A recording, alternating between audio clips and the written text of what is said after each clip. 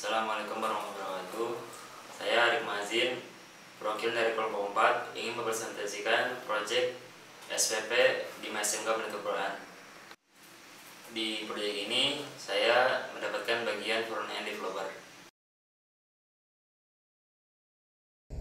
Assalamualaikum warahmatullahi wabarakatuh.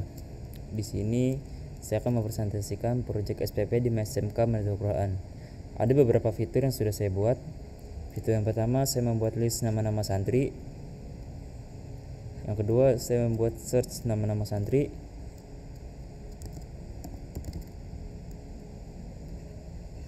Yang ketiga, saya membuat fitur tambah dengan nominal yang sudah ditentukan dan tahun ajaran.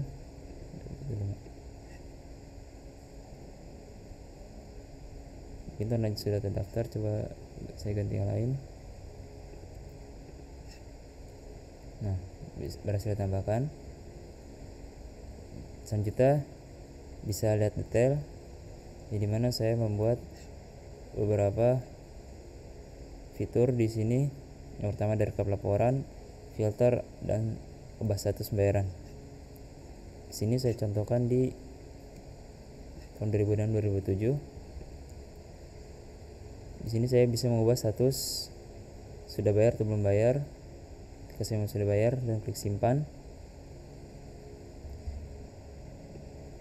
Di sini bisa melihat dikonfirmasi oleh siapa, tanggal berapa, dan bukti pembayaran.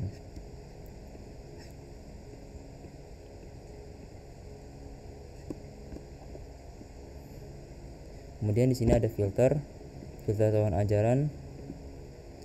Di sini saya sebutkan contoh 2003 sampai 2004 tidak ada. 2006 sampai 2007.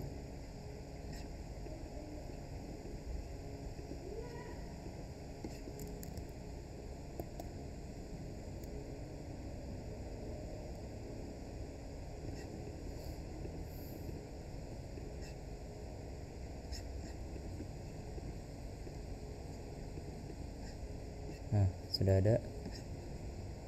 Kemudian di sini bisa rekap laporan.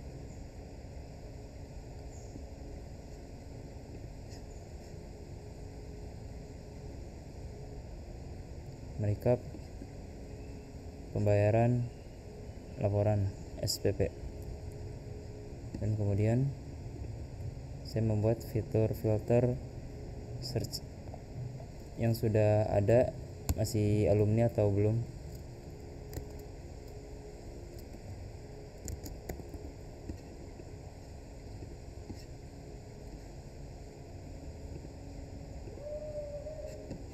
Jika status siswa tersebut alumni, dia tidak bisa ditambah SPP-nya. Dan jika siswa tersebut masih aktif, bisa menambahkan SPP-nya. Mungkin itu saja dari saya. Sekian, mohon maaf. Assalamualaikum warahmatullahi wabarakatuh. Saya Faisal Ahmad. Saya mendapat bagian sebagai backend developer di SPP SMK Menuntut Quran. Assalamualaikum warahmatullahi wabarakatuh. Saya Faisal Ahmad, bagian backend developer di SPP SMK Menuntut Quran. Saya akan menjelaskan sedikit dari apa saja yang telah saya lakukan sebagai backend developer. Nah, bagi yang belum tahu, apa sih tugas dari backend developer itu? Jadi tugas saya itu adalah bertanggung jawab atas pembuatan juga pengembangan API untuk aplikasi front-end maupun dari Flutter ataupun dari web. Jadi saya membuat banyak proses untuk disalurkan kepada front-end sendiri. Jadi sebagai contoh kayak kartu SPP. Jadi kartu SPP ini saya buat berdasarkan 12 bulan kan dan juga tahun. Jadi misal nanti akan digabungkan juga dari tahunnya, dan tahunnya tersebut akan digabungkan juga nyesuaiin dari tahun ajaran.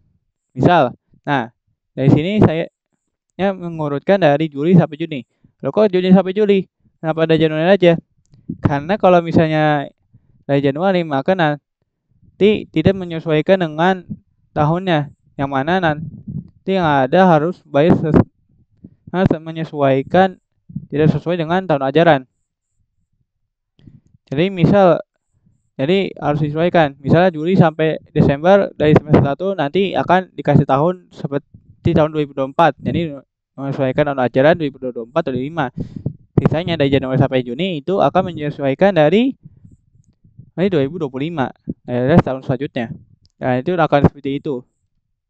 Nah, saya akan tes bagaimana prosesnya. Oke, kita lihat. Nah, di sini ini setelah kita membuat proses dari backendnya, kita akan mengetes menggunakan Postman. Jadi di sini sudah ada Postman untuk membuat kartunya. Nah, dari sini jadi kalau misalnya untuk ini kita hanya memerlukan ID dari siswanya, TA dan juga nominal. TA itu singkatan dari tahun ajaran ya guys ya. Ada kita. Untuk student, jadi kita akan mengambil dari tahun ajarannya berapa, ID studentnya berapa, dan juga nominal. Untuk nominal kita bisa menyesuaikan dengan yang ada di SPP. Misal nominalnya 2,5 juta, kita ambil 2,5 juta aja. Nah, di sini kita contohkan saja. Misal saya pilih nomor 36, TAID samain aja nomor 3. Nah, untuk TAID sendiri nomor 3 di ID 3 ini adalah tahun 2004-2005. Jadi kita bisa pilih menyesuaikan dengan ID-nya. Karena tahun ajaran itu datanya berbeda dari, jadi kita harus menyambungkan datanya ke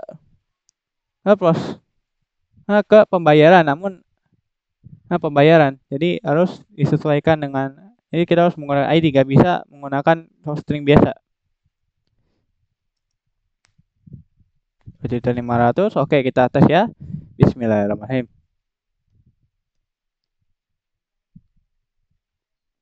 Nah, sudah bisa. Jika sudah bisa, maka datanya akan terlihat seperti ini. Akan terlihat ini dari bulannya dari tahun berapa, tanggal konfirmasi, nominal juga TA-nya. Oke. Jadi akan kelihatan. Nanti setelah ini kita akan melaporkan dari backend apakah sudah siap belum untuk ini. Kalau misalnya sudah siap, kita akan lapor ke front end, dan front end akan menyalurkan dari API yang kita buat sebagai backend developer. Mungkin itu saja dari saya. Kalau nggak mohon maaf, karena yang salah itu dari saya, yang benar itu hanya dari Allah SWT saja. Oke, terima kasih banyak. Assalamualaikum warahmatullahi wabarakatuh. Saya Muhammad Izan. Pada proyek ini, saya mendapatkan bagian mobile developer.